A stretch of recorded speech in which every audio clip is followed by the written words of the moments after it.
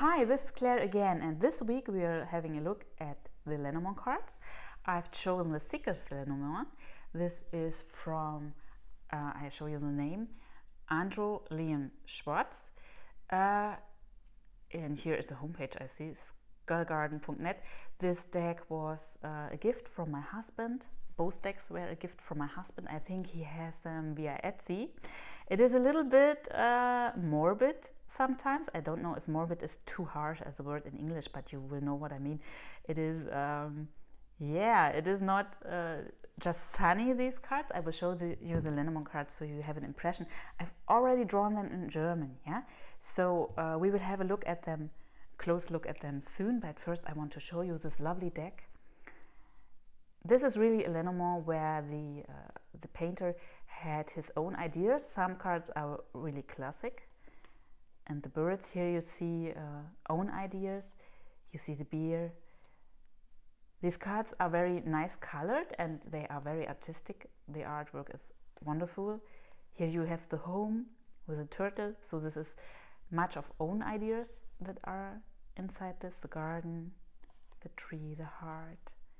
The coffin, this is really a very nice card, and I think the painter has put much thought in it. Here you have I think it is chrysalis in English, where a butterfly will come out.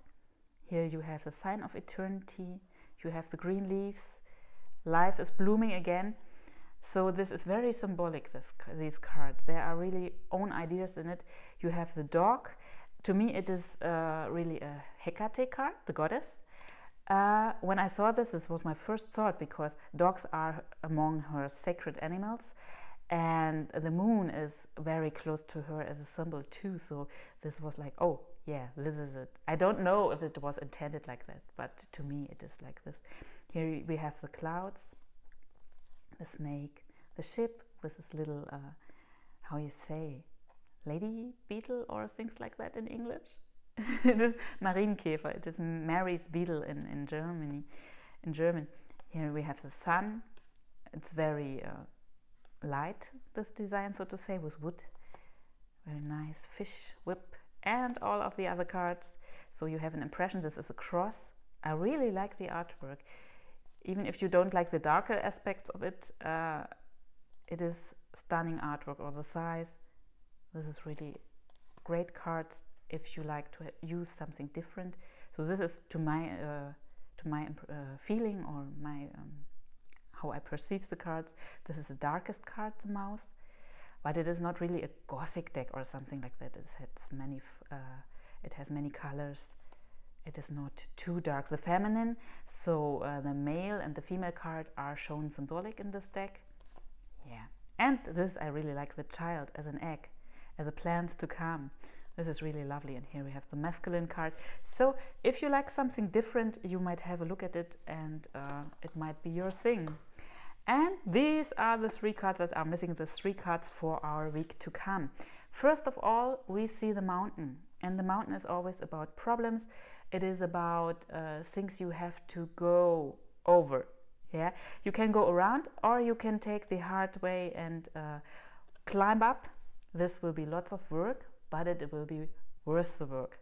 So you can decide, and decisions are something we will have in mind with the coming cards to come too. So in this special deck, I also see here like a blank paper in front of you.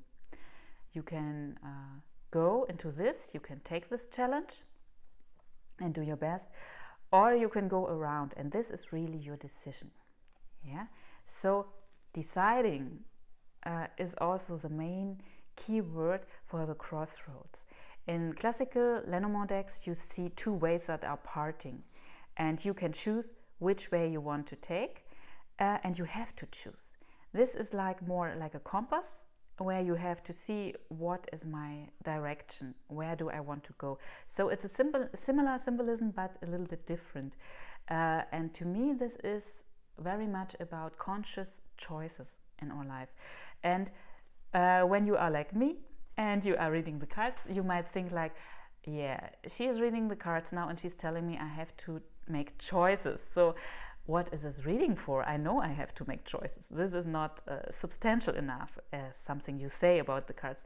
But this card really goes deeper. This card is about making conscious choices. And this is something we avoid often. We are like, I don't know if you can say it in English, like the animals of habit, you say in German. So you always do it like you have done it before. It is like you are on autopilot. Yeah, you are just doing it as you have always done it. Maybe you are a little bit afraid sometimes to change something. You don't want to make other people feel uncomfortable or things like that. Or you are afraid, how will they react? Will everything be fine if I change this? Sometimes people are even a little bit insecure if they themselves will like this change. Yeah, people are today always talking very positive about changes, and this is of course true, but in real life it's often not that easy, because change means the unknown. Yeah, it's like this blank paper I see in this card.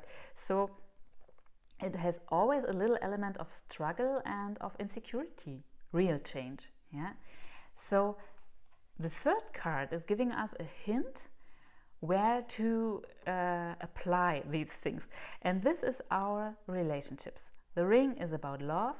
It is about our relationships in family. It is also about relationships at work.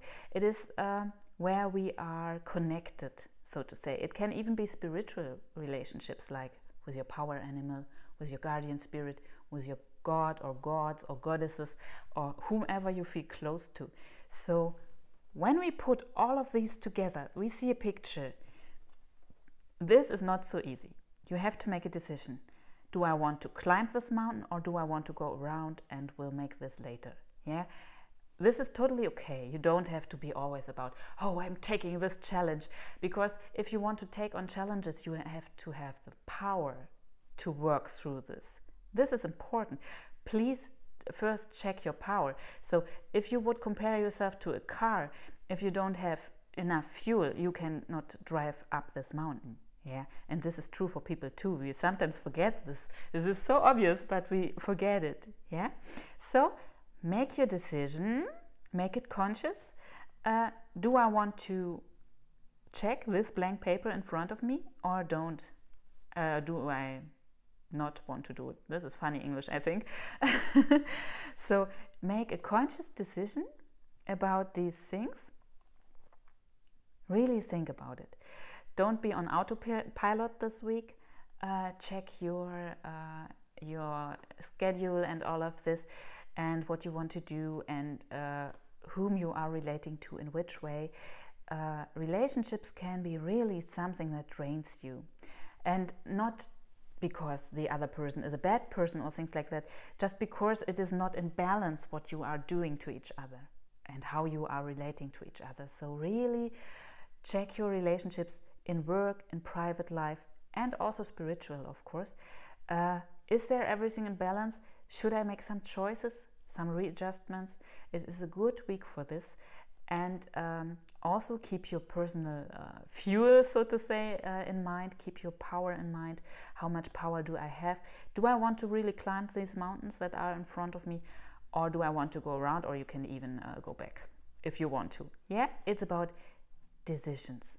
Really make up your mind. Feel into your heart. Sometimes the head has the best advice for us. Sometimes it's the heart. So these are the cards for the week. I just wanted to let you know, some people have asked me, yes, I do have an English correspondence course on the Lenormand cards.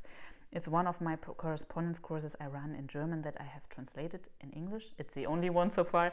So yes, if you want to find out more, you can have a look at the table of contents. I can send them to you via email, and you can check it if it is something for you or not.